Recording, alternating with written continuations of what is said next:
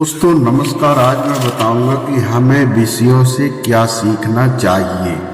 विषय गिने चुने होते हैं, हिंदी है, भूगोल है, अर्थशास्त्र है, नागरिक शास्त्र है, इतिहास है, विज्ञान है, जीव विज्ञान है, पर्यावरण अध्ययन है, आपका भौतिकी है, रसायन वो बताया मैंने आपको, और वाणिज्य है, कॉमर्स है, कंप्यूटर है। आजकल विषय तो इतने ही होते हैं, लेकिन अलग अलग राज्य में भी रहेंगे तो उनका बोली भाषा रहता है, लेकिन विषय इतने ही रहते हैं। आप वर्ल्ड बेस भी पढ़ाई करेंगे तो इतने ही विषय हैं जितने विषय मैंने आपको बताया।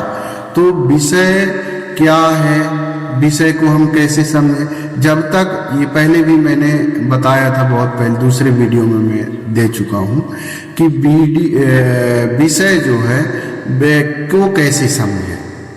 यदि छात्र विषय को समझता है तो निश्चित रूप से वह विषय को अच्छे से समझ सकता है। तो विषय क्या है, जैसे आपको बताया भूगोल है, तो भूगोल विषय को कैसे समझेगा। भूगोल में क्या होता है, भूगोल में क्या होता है, भूगोल को हम किस तरह से समझ सकते हैं, मैं आपको बता रहा हूं।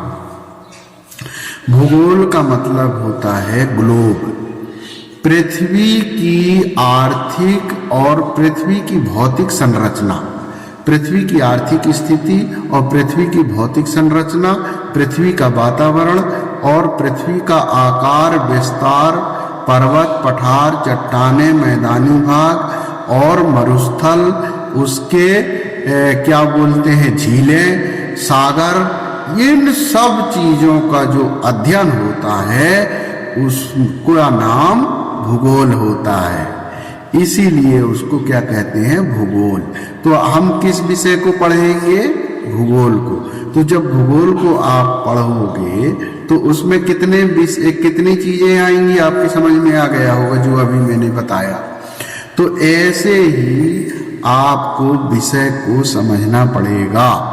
मैं अभी एक विषय के बारे में बताया हूं, फिर मैं दूसरे के बारे में बताऊंगा, तीसरे के बारे में बताऊंगा, तो अलग अलग विषय का भी मैं बना दूंगा, लेकिन एक भूगोल विषय का मैं आपको जो बताया, इस तरह से जब तक विषय का ज्ञान नहीं होगा बच्चे को, तब तक उस विषय के बारे में वह जो है समझने में उसको दिक्कत जाएगी।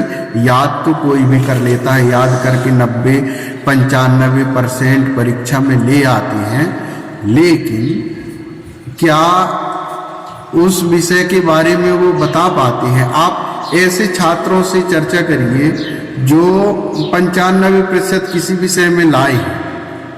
आपको एक प्रैक्टिकली बता रहा हूं मैं आपको कि कोई छात्र जो है 90 या 95% किसी विषय में लाया है, ठीक है, लेकिन उससे आप पूछिए कि उसके विषय के बारे में वो बाहरी नॉलेज उसको कितना है, व्यवहारिक नॉलेज बोलते हैं उसको, कि वह उस विषय के बारे में कितना बता पाता है।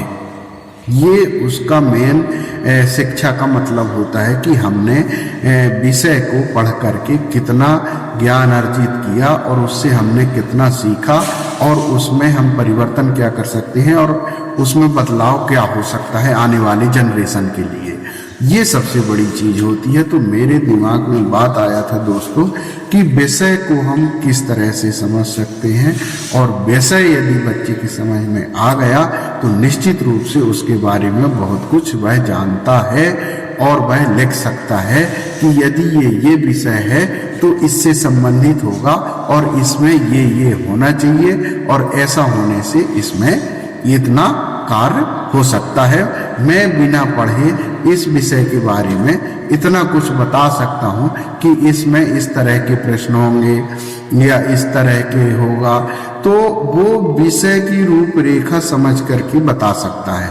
अब बहुत से बच्चों से मैं पूछ लेता हूं हिंदी क्या है, हिंदी विषय क्या है, हिंदी क्या है पूछता हूं तो उसमें भी नहीं बता पाते हैं।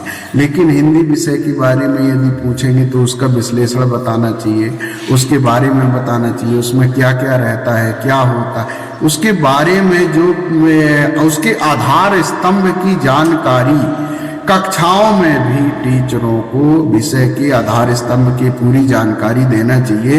यहाँ अभी नहीं देते हैं क्योंकि बहुत से टीचरों को भी मालूम नहीं है कि विषय में क्या क्या समाहित है। ये मैं आपको बता रहा हूँ। इसका एक एटलस भी होना चाहिए कि किस विषय में क्या क्या रहता है। वैसे विषय की शुरुआत में रहती है, लेकिन उसको जो है शॉर्टकट में बच्चों को बताने का एक तरीका होना चाहिए कि इस विषय में इससे संबंधित है, ऐसा है या होता है। तो उसको 2-3 बार जैसे आप बताते हैं तो बच्चे के दिमाग में आ जाता है कि इस विषय में ये चीज़ें हैं और इस टाइप के प्रश्न हैं और इस टाइप के उत्तर लिखना है। तो वहीं यदि वो विषय को ढंग से समझ गया, उसका विस्तृत समझ गया ढंग से, तो उसके 20 से 30% क्वेश्चन उसको याद करने की ज़रूरत नहीं पड़ती है। ऐसा भी है और होता है, क्योंकि पिछली कक्षा में भी वह कुछ पढ़ चुका है। दोस्तों, वीडियो अच्छा लगा हो तो सब्सक्राइब करेंगे। मेरा यूट्यूब का एड्रेस है TPSBSD। और लोगों को भी जोड़ें ताकि मैं भी अब धीरे धीरे जो है आपको कुछ नई चीज़ें लेकर आता हूँ और इसके साथ में बने रहता हूँ आप लोगों के साथ में। Thank you.